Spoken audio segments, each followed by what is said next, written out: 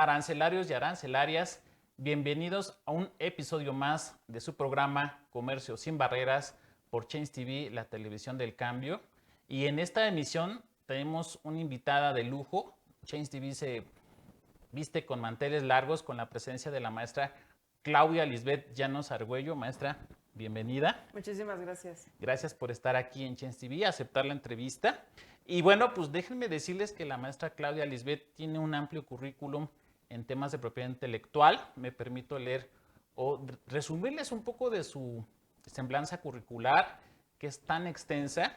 Es licenciada en Derecho y cuenta con una especialidad y 2 maestrías. Una de estas maestrías impartida por la Universidad Nacional Autónoma de México y otra por la Universidad Panamericana. Además, cuenta con una amplia experiencia con más de 15 años en temas de propiedad intelectual. Ha trabajado también de la mano en otros proyectos en la UNAM, dando conferencias, así como Santander, Emprendia, Indautor. Y bueno, la maestra no nada más se queda a nivel nacional, sino que también, como ustedes saben, queridos arancelarios, rompe barreras y también ha estado dando conferencias a nivel internacional en la Organización Mundial de la Propiedad Intelectual y actualmente es directora jurídica de la Coordinación de Vinculación de Transferencia de Tecnología por la UNAM. Así es que, maestra, bienvenida. Gracias por estar aquí. Yo estoy muy contento, realmente estoy fascinado de tenerla. Primeramente porque fue mi maestra en la Universidad Nacional Autónoma de México cuando cursé la especialidad. Sí. Recuerdo, antes de empezar, comentaba que habíamos tenido un lapso largo de no vernos, pero maestra, bienvenida. Gracias por estar aquí. Muchísimas gracias y me da mucho gusto verte bien. Gracias. Con estos proyectos tan padres y la verdad sí, yo agradezco muchísimo la invitación porque también es un foro que permite llegar a mucha más gente y que lo que vamos a platicar hoy llegue a muchísima más gente porque a veces no saben todo lo que hay en la UNAM, ¿no? Ajá. Y este es un tema que les va a encantar. Claro que sí.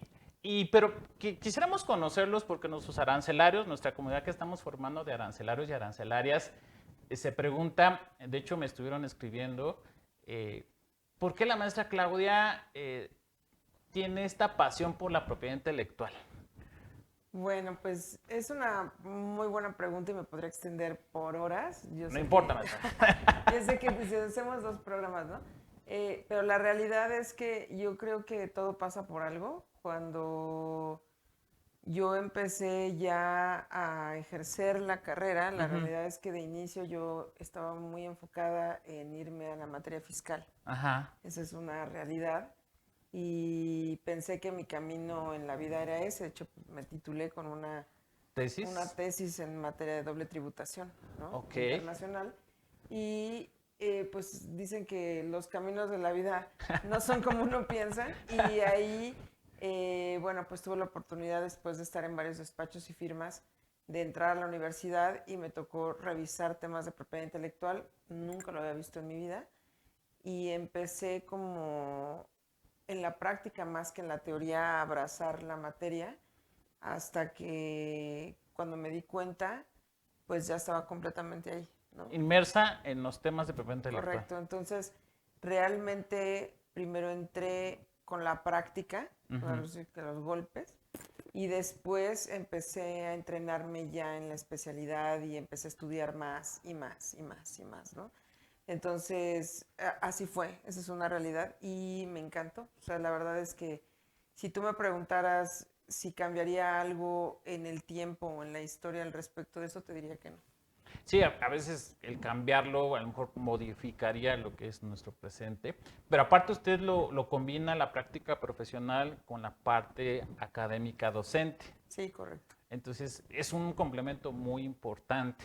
Sí, o sea, la realidad es que cuando a mí me invitan, yo tengo ya 15 años, un poquito más de dar clase, pero realmente yo daba clases solamente en materia civil, en contratos civiles y obligaciones. Ajá. Pero me abrieron la oportunidad de dar clases en el posgrado, en la parte de la especialidad de propiedad intelectual, que era mi tema, y entonces, bueno, pues ahí ya fue otra cuestión, ¿no? Tú fuiste uno de mis primeros grupos. Y, sí, me acuerdo. Sí, y la verdad es que pues sí era un reto porque pues son chicos que ya saben, primero nadie los obliga a ir, dos, pues saben que quieren, tres, ya están em, formados a veces en la materia, Ujú. ¿no? Entonces, pues siempre es como más bien son charlas como de iguales y no necesariamente de que te vean como hacia arriba y bla, bla, bla, sino realmente son charlas entre abogados, entre iguales, entre colegas y que pues a veces se ponen buenas, ¿no? Las Se ponen discusiones. buenas. Yo me acuerdo de la primera clase que usted me dio fue el tema del artículo 147 de la Ley Federal de Ah, Derechos de sí. Autor, que son las excepciones, ¿no? Excepciones y Y limitaciones. limitación, o sea, sí estuve en clase. Arancelario sí entraba a clase. Y me acuerdo mucho que también fue de las primeras maestras porque nos tocó atravesar por una pandemia Sí, en donde implementó la tecnología. sí, totalmente. Y bueno, fue un cambio radical en donde de repente pues todavía la universidad no sabía cómo le iba a hacer frente y pues al final digo, una de las cosas que siempre creo es que como abogado pues tenemos que ir un paso más allá, como que esta idea de pues ya como del abogado que tiene atrás los libros, no, no porque no me gusten, a mí me encantan los libros, pero sí tenemos que empezar a utilizar y hacernos de herramientas que nos puedan ayudar a mejorar la situación. Y en el caso de la pandemia y de todo lo que pasó, pues realmente era eso o morir, ¿no? Era o no tomar clases. Entonces dije, pues, ¿a través de qué? De Zoom, ¿no? O Sí, sea, sí, sí, sí, es y cierto. vámonos. Y hablando precisamente de tecnología, el tema que hoy nos incumbe es precisamente el tema de la transferencia de tecnología. ¿Cómo definiríamos, para entrar en nuestro tema, o qué es la transferencia de tecnología para usted? Pues mira, hay muchos, no tantos creo, de hecho no hay tantos autores que hablen al respecto de la transferencia de tecnología como tal. Ajá. O sea, pero sí creo, y por la experiencia que he tenido en varios años ya, que realmente eso es como la colocación de un producto, vamos a decirlo así, pero realmente es como de un desarrollo tecnológico, Ujú. en insertarlo como en la sociedad a través de qué, pues obviamente de los productos que nosotros vemos. O sea, si tú, por ejemplo, vas a la farmacia y te estás comprando una buscapina o una aspirina, en algún momento eso fue generado en un laboratorio, tuvo un desarrollo fuerte y después de mucho, mucho trabajo, esfuerzo, dinero y todo lo que quieran, llegó a la farmacia de tu esquina para que tú lo pudieras consumir. Eso es al final, en palabras muy básicas, un ejemplo de transferencia de tecnología. O sea que la transferencia de tecnología tiene que ver ya con la comercialización Sí entra, del producto. sí entra, o sea, me parece que va un poco más allá, hay como muchos modelos. Ajá. Por ejemplo, una universidad, en nuestro caso, pues no tenemos un fin económico, Ujú. ¿no? Entonces nosotros nos dedicamos a, pues como lo dice la ley orgánica de la UNAM, ¿no? A formar personas como profesionistas a la promoción de la cultura, ¿no? Y a colocar capacidades de la universidad en la sociedad. Entonces, cuando nos vamos a ese tercer fin es colocar las capacidades, esta es una de las maneras más nobles de hacerlo.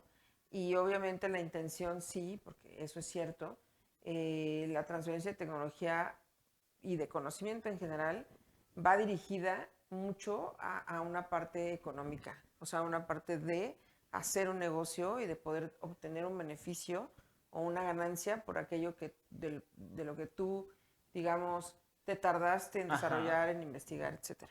O sea que si buscáramos, por ejemplo, si nuestros arancelarios o arancelarias buscaran una forma quizás de invertir, Sí, ¿esta sería una opción, la transferencia de tecnología? sí sería una opción, claro, también creo que no deben de tener miedo como que me escuchen y digan, claro, eres la UNAM o tú trabajas en la UNAM y Ujú. estás hablando de desarrollos enormes. No necesariamente, o sea, me parece que hay desarrollos muy pequeños y cuando digo pequeños no es como en sentido peyorativo, sino más bien como con menos costo de inversión, etcétera. Para darte un ejemplo, me acuerdo mucho de un proyecto de alumnos Ujú. en el CD, que forma parte de la Facultad de Arquitectura y es de Diseño Industrial. Y ellos hicieron unos muñequitos súper bonitos en forma de luchador. Pero realmente la manera en la que estaban las llaves con las piernas y las manos hacían la forma perfecta para poder destapar un refresco. ¡Wow! Ajá. Entonces fue genial porque la realidad es que la UNAM solo los apoyó y ellos colocaron ese producto, se protegió a través de un diseño industrial, primero el tema de protección, Claro. y después ellos empezaron a lograr una comercialización, una maquila y una comercialización, y tú lo podías ver, por ejemplo, en Gandhi, en librerías Péndulo y todo, como un producto que tú podías comprar, ¿no? Eso sí es bastante sorprendente. Y ahorita hablando de modelos de utilidad, entonces no nada más la transferencia de tecnología recae en una sola figura de creaciones, sino que también pueden ser diversas. Sí, correcto. O sea, tú en la parte de transferencia, cuando hablamos, por ejemplo, de que podrías estar dentro del tema de conocimientos, puedes ampliar muchísimo tu gama de productos. Por ejemplo, en el tema del software, pues tú bien lo sabes, estamos en la parte de derechos de autor, podemos estar hablando de patentes, podemos estar hablando de diseños industriales, de modelos de utilidad, de marcas, tal cual, y bueno, de secretos industriales y bueno, pues todo lo que se te ocurra. Y vaya, que estas variedades interesantes de las creaciones industriales, de los signos distintivos, nos permiten, por ejemplo, tener una vida más cómoda, por lo que entiendo. Pues yo o sea, yo creo que los invito a todos, siempre les digo eso a mis alumnos, a voltear a ver a su alrededor, en donde se encuentren, y me digan qué tanta propiedad intelectual ubican en donde se encuentren, ¿no? O sea, en tu oficina, en tu casa, en tu cocina, en donde quieras. En todo. Y me pueden hacer una lista enorme de todos los productos o cosas que contienen propiedad intelectual. Pues sí, estamos rodeados de propiedad intelectual, pero gracias a que existe esta figura que se contempla en la legislación, pero de una forma muy simple, que es la transferencia de tecnología y que evidentemente pues facilita la vida de todos. Sí, correcto. Pues vámonos a un corte, queridos arancelarios y arancelarias, y seguimos aquí en su programa Comercio Sin Barreras por Change TV, la televisión del cambio. Gracias.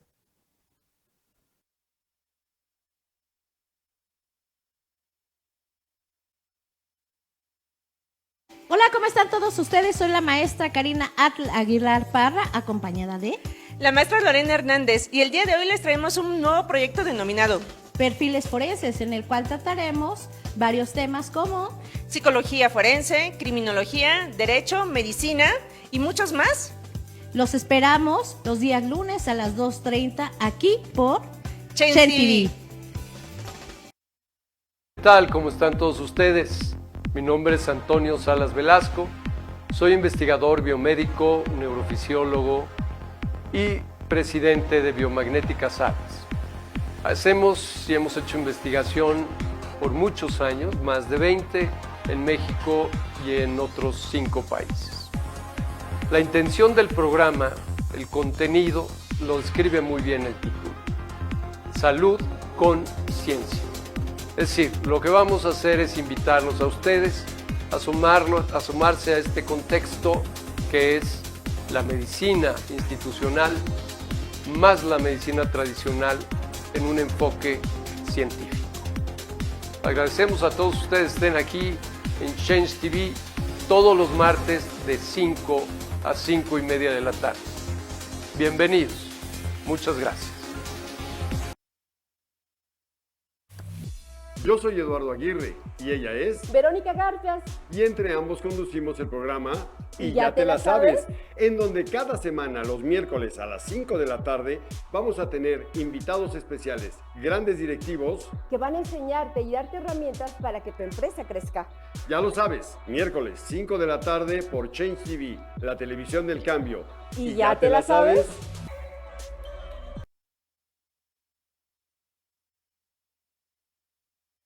Querido auditorio de Change TV, les habla Jaime Álvarez, soy licenciado en Derecho, especialista en materia civil, mercantil y negligencia médica, y me acompaña el licenciado Juan Miguel García Benumea, abogado especialista en materia penal y victimología. Los esperamos en esta nueva edición de Fedelta resuelve. No te lo pierdas todos los lunes a las 11 de la mañana, solo por Change TV. La televisión del cambio ya está aquí.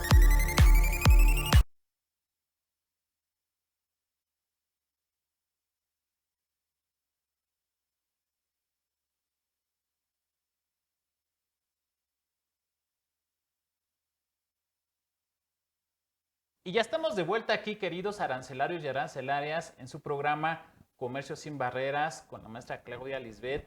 Y estamos, pues, precisamente desarrollando un tema que a todos nos importa, que es la transferencia de tecnología. Veíamos en el bloque pasado de que no nada más recae en una patente, sino que también puede recaer en un modelo de utilidad, un diseño industrial, un secreto industrial, una marca. Pero, a ver, yo quiero preguntarle, querida maestra, ¿y esto cómo se manifiesta la transferencia de tecnología? ¿A través de qué instrumentos jurídicos? Bueno, la ley sí te señala en algún, o sea, aquí habría que entrar mucho a ver la distinción, por ejemplo, si vas a hablar de derechos de autor o de propiedad industrial, ¿no? Entonces, cuando ustedes estén enfrente de algo, o sea, por ejemplo, si ustedes me dicen, oye, Claudia, ¿cómo puedo hacer, por ejemplo, para el tema de una canción? Pues ahí es un tratamiento completamente distinto, ¿no? Y si tú te pones enfrente de un producto, por ejemplo, imaginemos una caja de cereal, ¿no? Lo más, digamos, algo sencillo, o una silla, que tenga un modelo muy, por ejemplo, de gamer, que tiene un modelo totalmente distinto, es decir, un diseño. Estamos hablando de otra cosa y las licencias, la ley te marca distinciones, ¿no? Porque al final, como que la parte de industrial, la parte de propiedad industrial, tiene realmente más un tema preponderante económico y de explotación. Y la parte autoral, como yo les platicaba siempre en las clases, pues es un tema súper romántico, en donde la ley va a poner al autor siempre como una población vulnerable y por lo mismo va a tratar de que los derechos siempre retornen al propio autor, ¿no? Entonces, cuando estamos en ese supuesto de uno u otro, pues la ley sí te da, digamos, algo de luz. Sin embargo, si habláramos de licencias, por ejemplo, la Ley Federal del Derecho de Autor es muy indistinta y trae ahí un problema, porque trae la palabra licencia y la palabra cesión de derechos como si fueran un sinónimo. Y la realidad es que para un abogado o cualquier persona, si tú hablas de una cesión de derechos, entiendes que sale del patrimonio de una persona e ingresa al otro y ya no regresa. En el caso del derecho de autor, como vivimos en otro mundo, pues entonces la cesión de derechos debe de corresponder a tres supuestos. Uno que es por escrito, otro que sea temporal y otro que sea onerosa.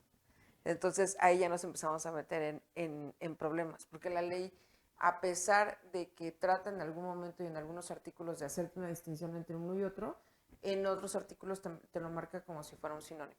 Y solamente marca otro tipo de figuras o de licencias, como las obligatorias o las de por utilidad pública, cuando alguien solicita esa licencia porque el propio titular no quiere sacarla, ¿no? Y tú lo necesitas por alguna razón, por un adelanto de la tecnología del país, etcétera, o por una causa de utilidad pública que el propio país considere que para el adelanto científico, de desarrollo y cultural, lo requiere. Entonces, por esa parte está difícil.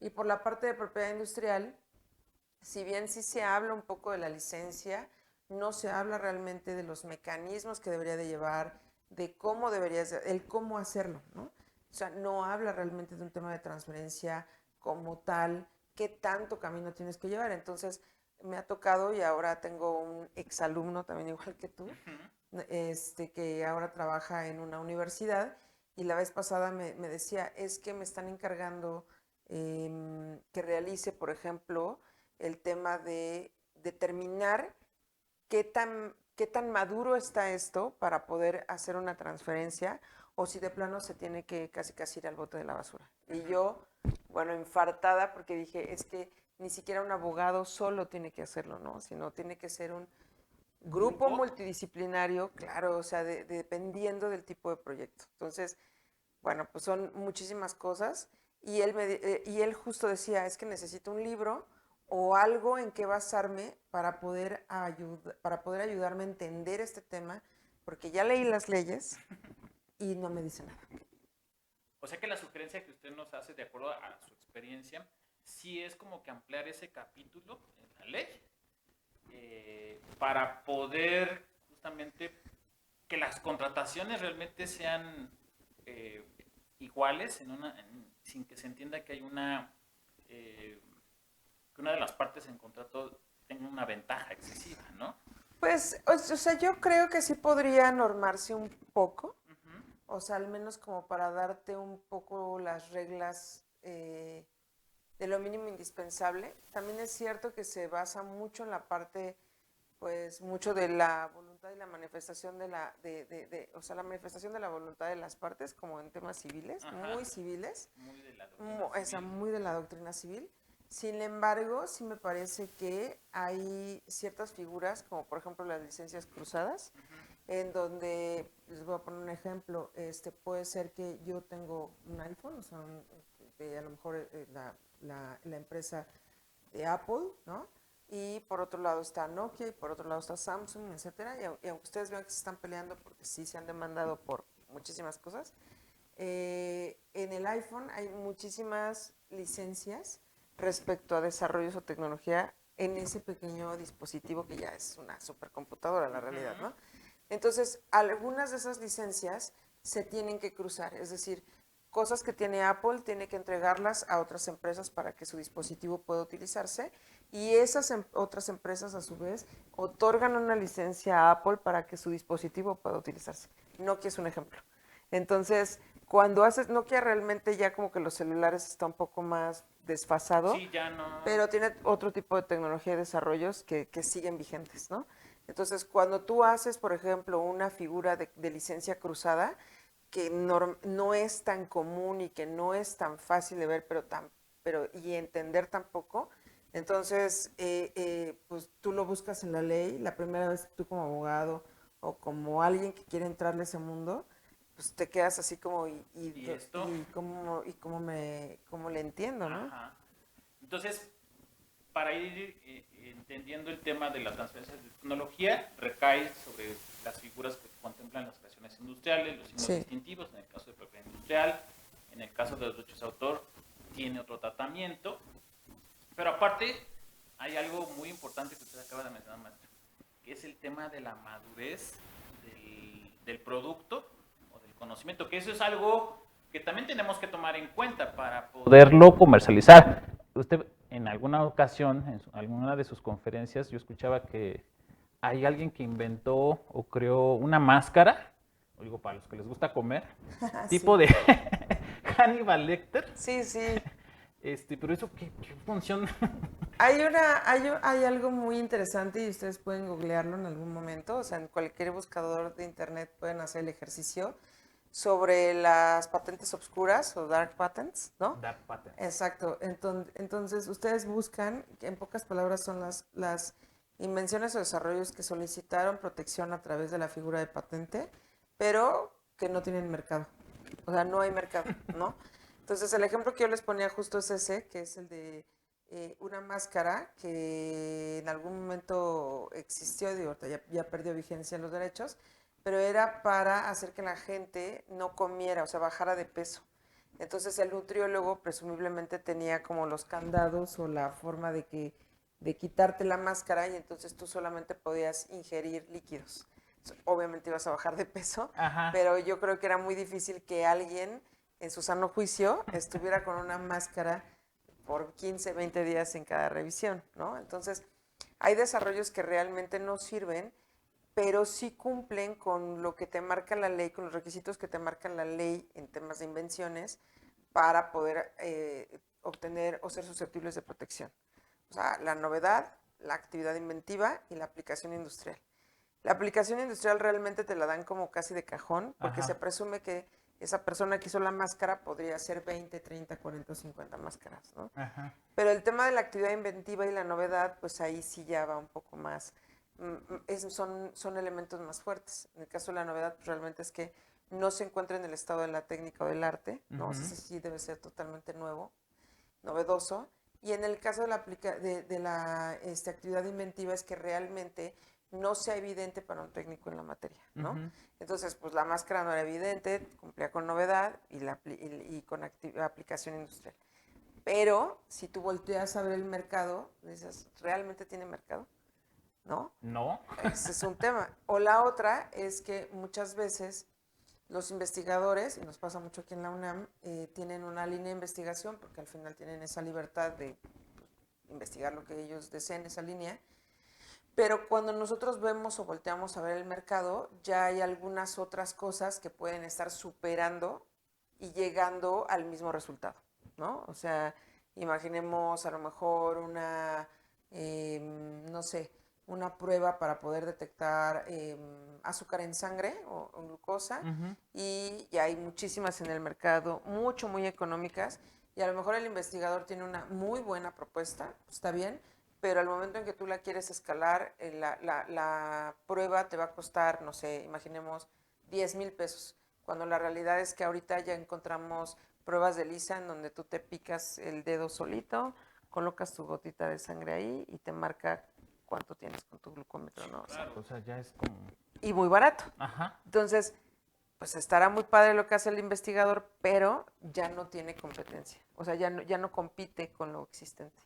Entonces ahí ya empieza a ser algo que se tiene que descartar, o que vas a tener que innovar sobre tu base para poder llegar a un producto que de verdad compita con lo que, ya hay en el mercado. Claro. Y entonces ahí es donde yo creo que lo que entiendo, o más bien lo que yo entiendo es que, por ejemplo, si yo quisiera invertir en un producto para poderlo comercializar, sí tengo que tomar en cuenta este punto, la madurez del producto, de la invención, para poderlo comercializar, que compita. Ajá, hay como dos puntos interesantes. Uno, el que tú marcas, que es el tema de la maduración. Cuando un desarrollo nace, yo creo que todos realmente, y me incluyo, cuando nosotros tenemos un producto, imaginemos, no sé, a lo mejor la pastilla anticonceptiva. Ah, ok. ¿No? Okay. Entonces, todo el mundo ya la conoce y todo el mundo sabe que la encuentra en la farmacia. Sin embargo, todo el desarrollo y la tecnología que hubo atrás no la alcanzamos a ver.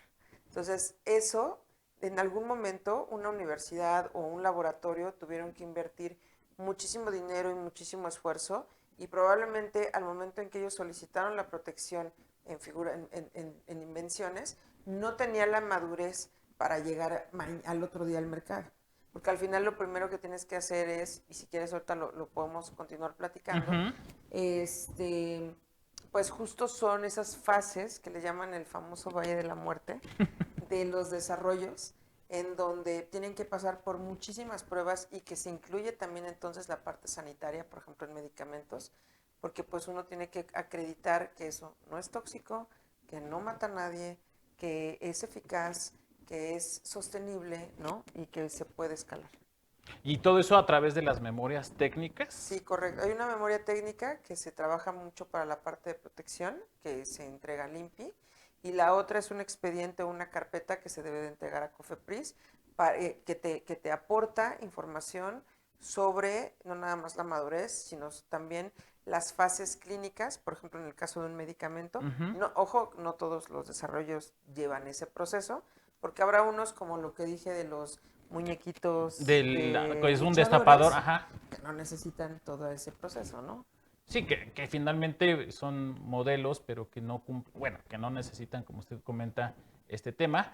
Pero, ¿le parece si vamos a un corte? Sí, claro. Regresamos con más aquí en su programa Comercio sin Barreras por Change TV, la televisión del cambio. Gracias. Hola amigos de Change TV, ¿cómo están? En esta ocasión vamos a hablar de los accidentes en las carreras.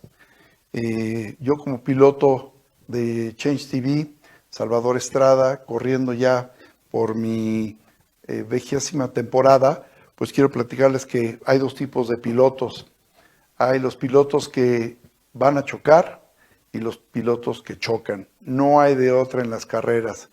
Y vamos a ver ahorita, vamos a narrar el accidente que tuve en noviembre del 2022 para cerrar la temporada, en donde pues afortunadamente estamos aquí contándolo, pero pues me gustaría que vieran lo peligroso que es esto del mundo del automovilismo. Hola, yo soy Aribel Contreras y durante los últimos años me he dedicado a analizar todo tipo de noticias internacionales. Por eso te quiero invitar cada miércoles 3 de la tarde por Change TV a que nos acompañes a este espacio informativo con entrevistas, análisis y por supuesto invitados. Esto se llama Eco Internacional, donde tu voz logrará ser el eco de todo el acontecer mundial junto conmigo. No lo olvides, todos los miércoles 3 de la tarde por Change TV. Hola, soy Cecilia Ramírez, representante de la empresa Unionis, tu aliado en salud. Somos asesores integrales de salud que te agendamos citas con los médicos de acuerdo a tus necesidades. Pueden ser médicos generales o pueden ser médicos de alta especialidad. Si de ahí deriva una necesidad de unos estudios clínicos, te acercamos con esos laboratorios que tú necesitas. Asimismo, si tienes una necesidad de un internamiento en un hospital privado, te podemos ayudar a dar opciones correspondientes. Es importante para nosotros comentarte que estamos ya con un programa que se llama Contacto Médico, el cual habla sobre las especialidades médicas, las cuales nos van a dar información relacionada con enfermedades y así tú poder conocer a qué especialidad acudir. Esta se transmitirá los días martes a las 10 de la mañana por Change TV, la cual está patrocinada por Unionis. Te invitamos, no faltes, Contacto Médico. Soy Octavio Urbina Álvarez, artista plástico, promotor cultural, presidente de CIPLAM, la Confederación Internacional de la Plástica Mexicana, vicepresidente del Consejo Mundial de Artistas Visuales, COMAP. Te invito a que me acompañes en mi programa Los Recovecos del Arte, donde veremos la creación de las obras, los artistas, sus talleres, esos rinconcitos de la intimidad de los artistas. Todos los miércoles aquí en Change TV a las 4 de la tarde, la televisión del cambio. Y recuerda, el arte es el alimento del espíritu.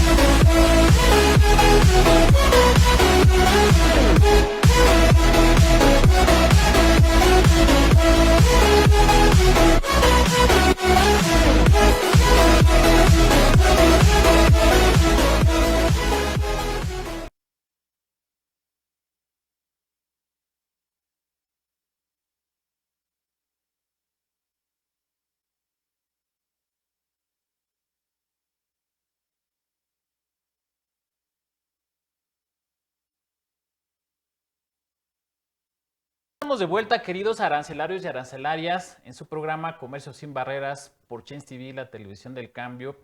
Pues en esta entrevista con la maestra Claudia Lisbeth, quien nos está compartiendo elementos tan importantes para que tu negocio pueda crecer y tengas también, lo decíamos hace rato, una forma de poder invertir no tan tradicional, sino que veas que hay un abanico de posibilidades. Y estábamos hablando precisamente de la madurez de las invenciones, de los productos que van a someterse a este test económico, así como el test de proporcionalidad. Yo digo, hay un test económico. Sí. Y aquí, a mí me surge una pregunta, porque entonces, ¿cuántos niveles de madurez hay en un producto? Ok, está bien interesante la pregunta porque normalmente nosotros tomamos, o sea, como universidades es uno de los modelos más aceptados, que es el famoso TRL. TRL. El TRL, que lo maneja la NASA y ahora se ha trasladado a la parte de maduración de tecnología y desarrollo para determinar el grado de madurez. Mientras más bajo sea tu TRL, estamos hablando de un 1, 2, 3, estamos hablando que estás a nivel in vitro, es decir, que estás en pruebas de laboratorio, todavía no sabes si en un ambiente fuera del laboratorio pueda funcionar, etcétera, etcétera, ¿no? Cuando estamos hablando, por ejemplo, hablemos de un tema de negocio, así como tú lo marcas, seguramente ustedes han visto Shark Tank, seguro. Conocidísimo. ¿No? Entonces hay como, cuando cada persona hace su pitch, presenta las bondades de su proyecto, ¿no? Sin embargo, siempre cuando, una vez que terminan entregándote las bondades del proyecto, también te dicen lo que les falta, ¿no? Que Sí, esa es la otra parte. Exacto. Entonces ahí es cuando uno entra a decir, bueno, ¿qué madurez tiene tu proyecto? Ah, bueno, es que mira, en un nivel, imaginemos de TRL, yo estoy a un nivel a lo mejor a la mitad, es decir, de laboratorio, escalando, pero todavía no llego a un tema, por ejemplo, de vida de anaquel y escalamiento, por ejemplo, en pruebas, y por eso todavía no salgo al mercado. ¿Qué me hace falta? Dinero, ¿no? Por ejemplo. ¿Qué me hace falta? Inversores. ¿Qué me hace falta? Esto. ¿Qué me hace falta? Pasar por COFEPRIS. ¿Qué me hace falta? Que me autorice tal autoridad administrativa para poder salir al mercado, ¿no? Etcétera, etcétera. Entonces, ahí es cuando, por ejemplo, si hay un tema de inversores o de capital semilla o capital ángel o de riesgo, bueno, pues entonces entran a analizar el proyecto desde la entraña, es decir, a ver, lo primero que preguntan siempre, porque lo he visto con los emprendedores de la UNAM, es, porque también al final tenemos esta parte de emprendedores, siempre preguntan cuando hay inversores, ¿tienes propiedad intelectual? Sí, sí tengo. Ya, tienes una palomita. Check. Sí, tienes un check. Ok, ¿qué tipo de propiedad intelectual tienes? ¿No? El segundo check que siempre les hacen, y sobre todo cuando son empresas grandes, es ¿dónde la tienes protegida? ¿La tienes protegida solo en México o la tienes ya en fases nacionales en otros países? O al menos una protección que arranque a nivel internacional con el sistema PCT, ¿no? Entonces, si tú les dices, sí, tengo protección en Estados Unidos, en Canadá, en Unión Europea, otro check. Porque eso significa que tú vas a tener mayor posibilidad de explotar en distintos mercados, ¿no? Claro. Ahí ya estás hablando de otra cosa. Que si solamente dices solo en México, entonces sabes de antemano que estás totalmente amarrado de manos a que solamente lo vas a hacer en México. Y si en algún momento alguien quiere hacer ese proyecto en Canadá, no hay manera en la que tú quieras iniciar una demanda o algo, porque esa persona lo está haciendo en Canadá, porque ese territorio no está protegido. Entonces, por ahí, ¿no? Y la tercera siempre es, ¿qué tanto necesitas? O sea, ¿qué más necesitas para avanzar? ¿No? Y ahí es cuando el inversor dice, a ver, bueno, sí tiene propiedad intelectual, sí tiene protección, no sé, dependiendo de lo que se decida aquí o en otros países, ya avanzó en la parte de madurez, que es lo que les decía del Valle de la Muerte, que es justo ese paso de tener ese desarrollo en bebecitos, en chiquitos, súper verde, a llegar ya a un producto mínimo viable que puedas al otro día entregar a un supermercado, a una farmacia, a un lo que quieran, y entonces mañana vender. Entonces, no es el nivel de maduración también te va a obligar a decidir sobre el costo de tu proyecto.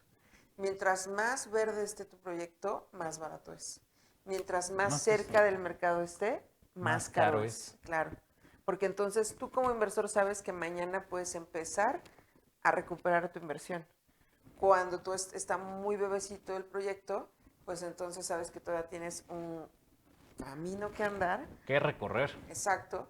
Y vas a tener que invertir y es capital de riesgo, siempre lo digo porque podría ser que el proyecto no funcione. Exactamente. Sí, que ahorita que usted nos estaba comentando y explicando del proceso que lleva el invertir en transferencia de tecnología, recuerdo de un testimonio de Arturo Elías Ayub, o sea, conocidísimo. A él le ofrecieron en su momento lo que era esta plataforma de Snapchat, que estaba en un nivel de maduración, como usted dice, in vitro, y que cuando a él le dicen es que lo que necesito es capital, él veía en aquel entonces como algo inviable, o sea, decía, eso es una locura, no lo vamos a hacer. y después dice, bueno, creo que si hubiera tenido la asesoría, la experiencia, pues hoy realmente hubiera sido un buen negocio. Pero sucede, o sea, realmente pasa y es parte quizás también del arriesgue, ¿no? O sea, los negocios a veces sí hay que ponerles un poco de fe o arriesgarnos en un producto, ¿no? O sea, porque también no vamos a encontrar algo que sea tan, pues a veces tan acabado, ¿no? Sino que también tenemos que poner esa parte de poder saber invertir. Y hay gente que le gusta. Sí. O sea, realmente dice, bueno, esto yo lo veo muy viable, pero hay que invertirle poco, pero ya cuando esto se desarrolle, pues voy a obtener unas ganancias muy buenas. Ahora, hablando de este tema, me surgió otra pregunta porque quisiéramos saber, maestra, ¿qué sujetos intervienen en las transferencias de tecnología? Ok, bueno, eso también es, bueno, yo sí, todas las preguntas son interesantes, pero es que es bien interesante porque también depende de quién haya desarrollado. Ok. O sea, la cuestión y también pasa mucho con los emprendedores, pues tienen proyectos que al final son susceptibles de protección, o sea, no necesitas tener el fármaco aquí en la mano para decir, eso sí es susceptible y tener un proyecto a lo mejor mucho más de emprendedores y que digas, no, pues a lo mejor no me van a proteger porque mi proyecto no tiene esa envergadura. No, o sea, todos los proyectos tienen o deben de tener esa envergadura para poder ser susceptibles de protección, ¿no? Pero el punto aquí es justo de lo que comentas, o sea, ¿qué tanto se requiere para poder llegar, por ejemplo, al mercado, para poder estar, o qué tanto problema vas a poder tener, qué tanto camino vas a poder andar para poder llegar al punto en donde estás en el mercado? Bueno, pues es, ¿cómo poder decirlo? O sea, con el tema de los emprendedores me parece que es como, híjole, como un volado a veces, como una moneda al aire. Puede ser que tu proyecto sea, ahorita por ejemplo estábamos en como en unos pitch y de repente hay o igual otra vez otros alumnos del CIDI, en donde traen un proyecto para poder captar agua, la lluvia, y ya no estar utilizando, obviamente son chicos más jóvenes, y lo que dicen es, oye, pues es que ¿por qué utilizas agua potable para hacer descargas en el sanitario? ¿O por qué trapeas con agua potable? Entonces lo que vamos a hacer es captar agua de la lluvia, porque ya hicieron su análisis, y en 12 meses del año, 8 meses está lloviendo en Ciudad de México. Entonces están haciendo su captación, hicieron su modelo, se colocó y se probó en Tlatelolco, funciona, es muy barato y entonces ya todo el mundo dice, bueno, ¿cuánto necesitas en tu inversión para poder llegar al mercado? Necesito tanto, te ofrezco X cantidad de porcentaje de acciones de mi empresa para poder llegar al mercado. Y todo el mundo pues levanta la mano y dice, oye, pues claro que me interesa, ¿no? Sí, pero claro, es un proyecto casi ya para salir al mercado. Y por el otro lado podemos ver un proyecto en donde es una molécula, ¿no? Que necesita un microbio. Y necesitas N cantidad de pruebas, millones de dólares en inversión. Y ahí como que la gente como que dice, no lo sé, porque es mucho riesgo. Y si no, o sea, no hay una garantía, ese es el tema. Es correcto, no hay una garantía. Y al no haber una garantía, bueno, pues si se pone en duda, o sea, puede ser que sea viable, puede ser que no, pero siempre vamos a tener esta confianza de tener que estar asesorados, ¿no? Sí, me parece que lo importante aquí es tener una asesoría, pero no nada más de un abogado. Me parece que también es la parte técnica, con independencia del proyecto que sea, debe de estar ahí inmersa. Si es un tema mecánico, si es un tema de farma, es un tema de lo que quieran, ¿no? Sí, a veces pienso que yo cuando estaba estudiando propiedad intelectual, yo decía qué bueno que entré a veces a mis clases de biología, de química, de física, claro, porque se necesitan como nociones básicas de estas disciplinas que tienen un efecto en nuestra sociedad.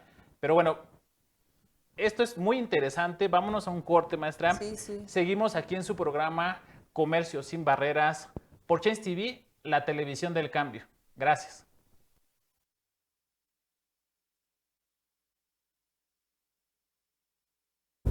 Amigos, te esperamos en ADN Empresarial.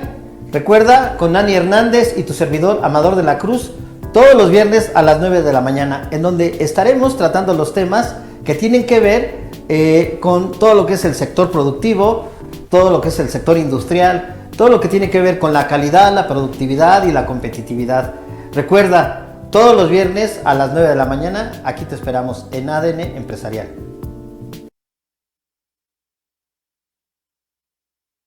Querido auditorio de Change TV, les habla Jaime Álvarez, soy licenciado en Derecho, especialista en materia civil, mercantil y negligencia médica, y me acompaña el licenciado Juan Miguel García Benumea, abogado especialista en materia penal y victimología. Los esperamos en esta nueva edición de Fedelta Resuelve. No te lo pierdas, todos los lunes a las 11 de la mañana, solo por Change TV, la televisión del cambio ya está aquí.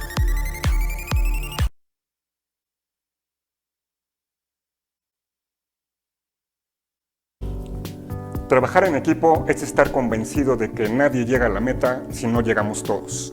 Hola, soy tu amigo Juan José Morales, creador de Crack Team 1000. Somos un equipo de más de 190 amigos de más de 20 profesiones en más de 14 países, con una sola visión, Visión Crack.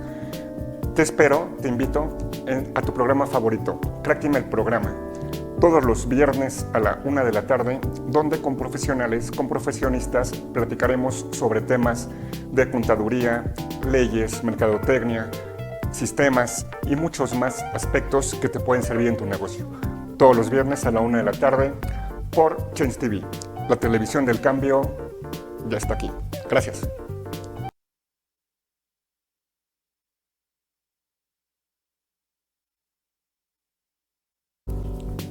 Trabajar en equipo es estar convencido. Hola, los invito a nuestro programa El Lado B del Éxito en Change TV. Su canal del cambio ya está aquí. Este programa, El Lado B del Éxito, lleva como función principal para todos los emprendedores, empresarios en camino y además también para familias que quieren emprender, que llevan un negocio. Aquí tenemos para ustedes tips, experiencias vividas por algunos empresarios que ya son exitosos, algunas narraciones también de esos exitosos, y les vamos a entregar cada lunes a la 1 de la tarde estos conocimientos, estos tips, y estamos para ustedes. Te invitamos.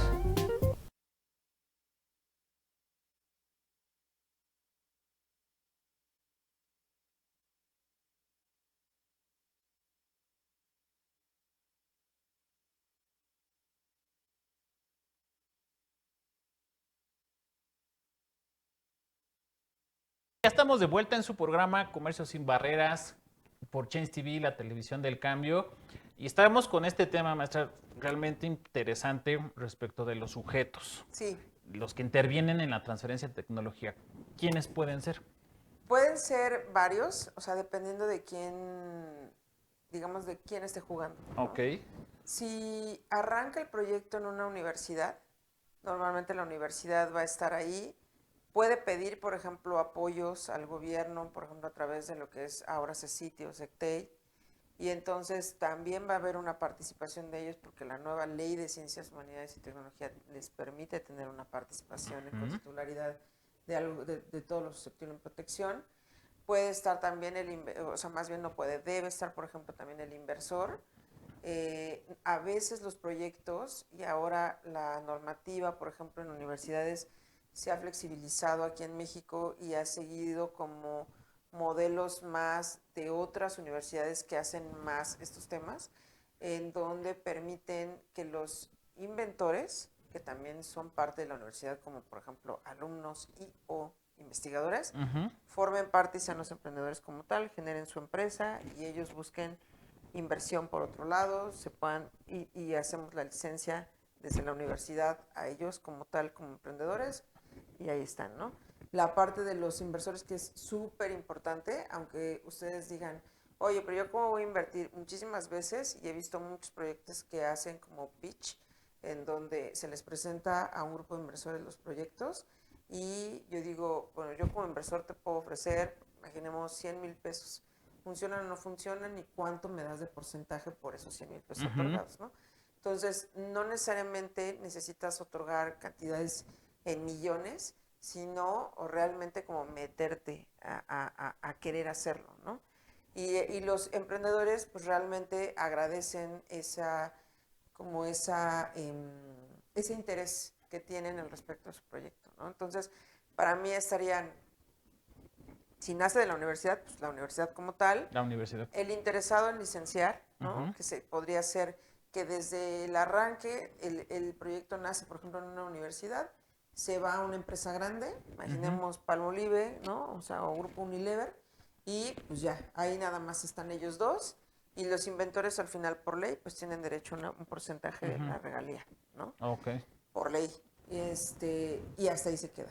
Pero si ya empiezas a incluir ciertas personas o sujetos, más allá de eso, porque el proyecto lo trae un emprendedor, porque el proyecto no trae tanto empuje como para que Bayer luego voltee y diga esto es mío, bueno, pues entonces pasa por todos estos procesos para que pueda levantar capital, ¿no? Y entonces pueda llegar a un proceso y poder estar en el mercado.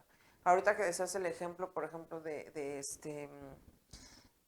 Ayub, yo me acuerdo mucho también de cuando pasó el tema de Netflix con Starbucks. Digo, con Blockbuster. Perdón, Blockbuster. Ajá. Que Blockbuster, pues cuando Netflix y quien traía Netflix le presenta a Blockbuster el proyecto para que lo compre y lo abrace, Blockbuster pues simplemente dijo no. ¿Se rió? Sí, se rió, literalmente. Y ahora, pues realmente... ¿Dónde estamos? ¿Dónde estamos, no? ¿Quién es el monstruo ahora? Y ellos levantaban capital en ese momento, ¿no? O sea, de donde fuera y como fuera. La cuestión ahí bien interesante es que ahora si tú quieres ir a un Blockbuster, creo que solamente hay experiencias como vintage para poder ubicar lo que era estar dentro de Pero creo que sí había uno en Estados Unidos, ¿no? Sí, pero según yo ya era como un museo. Como un museo, una experiencia o algo así que podías hacer. Ok, bastante bueno. Y hablando de este tema también, entonces, y hablando de los sujetos, debo de entender que también, donde usted se encuentra, maestra, en la coordinación de vinculación de transferencia de tecnología, que entiendo que es un área en donde prácticamente hacen, digamos en términos muy simples, hacen posible que estos actores en transferencia de tecnología concurran para poder comercializar. Sí, totalmente. O sea, por eso le decía a Arturo que a mí me parece súper interesante que ustedes y que él me abra la puerta también para este tipo de foros, porque la realidad es que a veces creen o tienen la idea de que la UNAM no hace esto, ¿no? Y esta es una oportunidad también para que ustedes puedan, por ejemplo, si son egresados de la universidad también, o alguien de ustedes sigue estudiando en la universidad, sepan que tienen ese apoyo, por ejemplo, a través del sistema de Innova UNAM, que son las incubadoras UNAM, para poder activar su proyecto y de emprendimiento, en donde si bien no se les otorga capital en líquido, sí se les otorga capital, pero traducido en cursos, en consultorías legales, contables, para saber la naturaleza jurídica de su proyecto, cuál queda mejor, si necesitan protección, si necesitan, por ejemplo, NDAs o convenios de confidencialidad, o sea, que se sientan acompañados y protegidos en su proyecto, y eso es algo que la universidad brinda de manera gratuita. Entonces eso está padrísimo. Y por el otro lado, pues también que sepan que la universidad, por ejemplo, si ustedes están en una empresa o algo y requieren de un servicio técnico o tecnológico que atienda una necesidad en la que ustedes tengan, la universidad también puede ser ese brazo tecnológico que los acompañe y los ayude para poder llegar al punto que quieren, ¿no? Y qué mejor que sea la UNAM, que me parece que pues sí tiene una pues cierta calidad o no, o cierto respaldo, ¿no? Un respaldo enorme. Con humildad, ¿no? Para poder apoyar sus proyectos. Y por el otro lado, pues la parte de transferencia de tecnología, que es igual, lo mismo, o sea, nosotros tenemos o ponemos las capacidades de la universidad a través de todo lo que está protegido o que podría ser susceptible de protección y estamos en proceso para poder acompañar o atender esas necesidades de la propia sociedad, ¿no? Entonces, todo esto, o sea, realmente, pues es poco tiempo, ¿no? Para platicar de todo esto, pero la realidad es que eso hacemos, podemos dar cursos a medida, podemos hacer muchísimas cosas a través de la universidad para poder acompañar sus proyectos y que puedan o que sepan ustedes que existimos también para ello, ¿no? Sí, porque esa es una información que, ahora sí que información que cura. La verdad es que a veces o sea, ¿a quién no le ha pasado que cuando uno inicia una idea, un proyecto, lo que falta es consejo? Correcto. Y sí. muchas veces no tenemos la información adecuada y bueno, resulta ser que sí la teníamos a un lado, pero no la veíamos. Y en el caso de la universidad, o sea, me parece muy interesante, muy importante esta área en donde usted está, porque evidentemente vamos a evitar, por ejemplo, temas como en el caso de los hermanos de McDonald's, que, sí. bueno, no tuvieron esa asesoría, ¿no? Sí, no la ¿Qué tuvieron. pasó? Sí, deben de ver esa película. Sí, no me acuerdo cómo se llama. El hambre de poder. El hambre de poder, y que fue también tarea. Sí, es muy buena, siempre les sacaban películas. Ajá, entonces, justamente evitar esas cuestiones en donde coloquialmente a veces escuchan propiamente intelectual, es que me robaron la idea. Sí. Bueno, las ideas no se roban. Ni se protegen, ¿no? Pero lo que dan a entender es que dieron a conocer información, no estaba protegida, y consecuentemente alguien se puso las pilas y dijo, de aquí soy. Claro, eso que acabas de decir también es súper importante. Si ustedes realmente todavía tienen como a nivel idea, o sea, que todavía no la aterrizan en un papel, pues que no sea la charla del café, ¿no? Que no sea la charla de, es que tengo esta idea y la quiero llevar y mira, le voy a hacer así, le voy a hacer acá, porque yo no estoy diciendo que las personas con las que tomen el café sean o no, o como sean, ¿no? Pero puede ser que esa persona diga, esa idea es muy buena, la voy a tomar y me parece que la voy a desarrollar yo. Y en ese momento uno se siente como robado, pero la realidad es que todavía no hay nada que proteger, todavía no hay nada en papel y por lo mismo, si tú llegaras con un abogado, ya sea con Arturo, conmigo, y me dijeras eso, pues te diría, no hay manera de ayudarte, ¿no? En cambio, si ya tienes un proceso de protección a través del INPI o del INDAUTOR, dependiendo aunque el INDAUTOR realmente, o sea, el tema de derechos de autor no es necesario que generes el registro, pero sí que tengas el sustento de que está en un soporte material de hecho. Entonces, una vez que eso se dé, bueno, pues entonces sí ya podríamos voltear y decir, bueno, entonces sí hay un tema en donde hay una cuestión de un uso indebido sin autorización, o que está tratando de proteger algo que no le corresponde y entonces iniciar un proceso, ya sea infracción, de nulidad, de lo que quiera, ¿no? Pero mientras no haya eso, pues es bien difícil defender algo, ¿no? Sí, claro, y sobre todo, bueno, aparte yo agregaría, maestra, salvo su mejor opinión, el tema de madurar ese producto, porque también puede ser que yo llegue con todos los checks que acabamos de mencionar, pero resulte ser que pues mi invención, mi producto tenga un nivel 0, ¿no? De maduración. Y entonces, justamente, a ver, para poderlo, para no malbaratarlo, pues realmente sí, buscar la alternativa con especialistas, con grupos multidisciplinarios, como es el caso de la coordinación, para poder llevar a mejor puerto ese producto. Sí, totalmente. O sea, a mí me parece bien interesante porque la mayoría de las personas, al momento en que traen un proyecto todavía muy joven, y en las primeras etapas de maduración, como que ya no saben qué hacer, creen que con que el tema esté protegido es suficiente, y muchas veces le hace falta todavía mucho trabajo, ¿no? No es lo mismo tener la fórmula, digo, ahorita ya ese producto ya, hasta los derechos ya vencieron, pero imagínense, por ejemplo, de la aspirina, a tener ya la aspirina en pastilla, ¿no? O sea, que ya la puedas tomar, que ya sepas que no te va a hacer nada, que ya sepas que sí te va a curar el dolor de cabeza y que no te va a afectar ningún otro órgano por haberla tomado, ¿no? Entonces, para todo ese proceso, pues obviamente llevó muchísimo tiempo, muchísimas pruebas, muchísimos grupos de control, ¿no? En hospitales, muchísimas autorizaciones de los comités de ética de hospitales, y que todo eso pues cuesta dinero, ¿no? Sí, cuesta dinero, y ahorita que hablábamos de medicamentos, o sea, sí recuerdo cuando se estaba desarrollando la vacuna para el COVID, fue un proceso de maduración, pero rápido y furioso. Bueno, rápido. Es que yo les voy a contar algo que la verdad a lo mejor les espanta un poco, pero la realidad es que las fases clínicas fuimos nosotros. O sea, los laboratorios no tenían tanto tiempo para poder correr las pruebas, y entonces obviamente sí hicieron las pruebas, pero lo hicieron muy rápidas. Y por eso es que ahora, si se dan cuenta, pues algunas vacunas ya fueron o empezaron a ser retiradas, como AstraZeneca, que se ha comprobado pues que sí tenía o generaba algunos efectos secundarios. No en toda la población, pero sí en algunos, ¿no? Entonces, pues eso ya ha venido con el tiempo. Pero la realidad es que en muchas de las vacunas, las fases clínicas, fuimos la propia población porque pues había un riesgo sanitario que cubrir. Exactamente. Y bueno, maestra, lamentablemente el tiempo nos está alcanzando. Sí, es un tema que de verdad le podemos sacar mucho provecho.